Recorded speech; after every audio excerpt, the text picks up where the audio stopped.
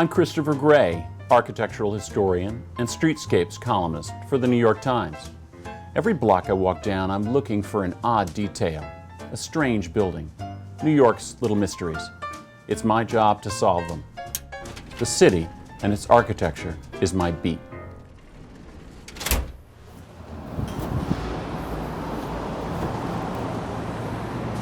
People always mourn the loss of historic landmarks.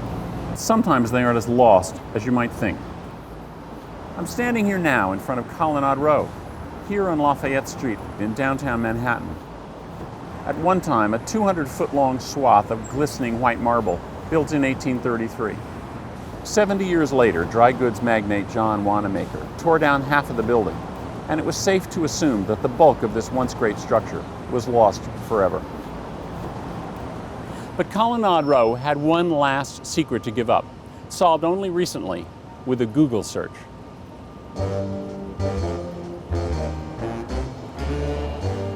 It's such a pity the southerly half of Colonnade Row just vanished. Or has it? I got a tip from a reader a couple of weeks ago, and now I'm headed out to Morristown, New Jersey, where I think we'll discover a very peculiar twist in the history of these magnificent structures.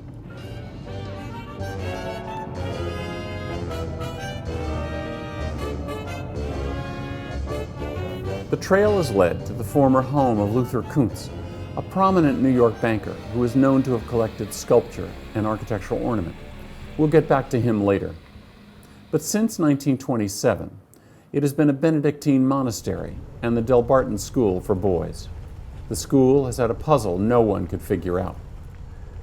Generations of students came out to these woods and called it the Lost City. It was strewn with a mysterious set of architectural fragments, columns, capitals, bases, drums. Just a year ago, they were moved to the top of the hill. Let's go.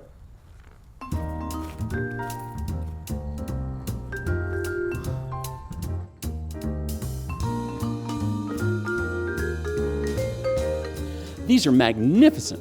To an architectural historian, this is like seeing a giraffe on the veldt or some spectacular geological feature. The carving and size of these things is spectacular.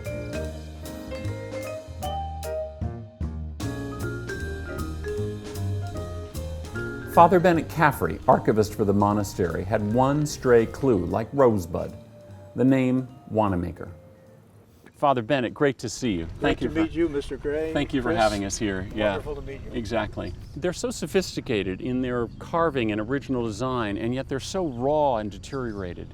What was your role in figuring this out? I invited an acquaintance of mine, a woman named Martha McDowell, who is a landscape gardener and planner and researcher. She does, I guess, a lot of working with historical gardens around here. Her technique was the favorite, everybody's favorite, Google, and she put on, what was it, Wanamaker, Corinthian demolition. Obviously, we knew they had been demolished and they were Corinthian, and so that's, well, in other words, the three things we knew. Beyond that, we didn't know anything. They are spectacular just the way they are, and they must have been spectacular when they were out in the woods. But they're spectacular, but the headmaster would like his parking lot back. So around 1900, John Wanamaker demolished the southern half of Colonnade Row, and somehow Luther Kuntz acquired its remains. But we'll never know what he intended. This isn't a science. There's always so much chance in historical research. If Father Bennett hadn't heard of the Wanamaker connection, if the name of the store had been Smith or Jones instead of something distinctive like Wanamaker, if Martha McDowell hadn't keyed in the exact correct search string, if any of those things had happened, this would still be a lost city.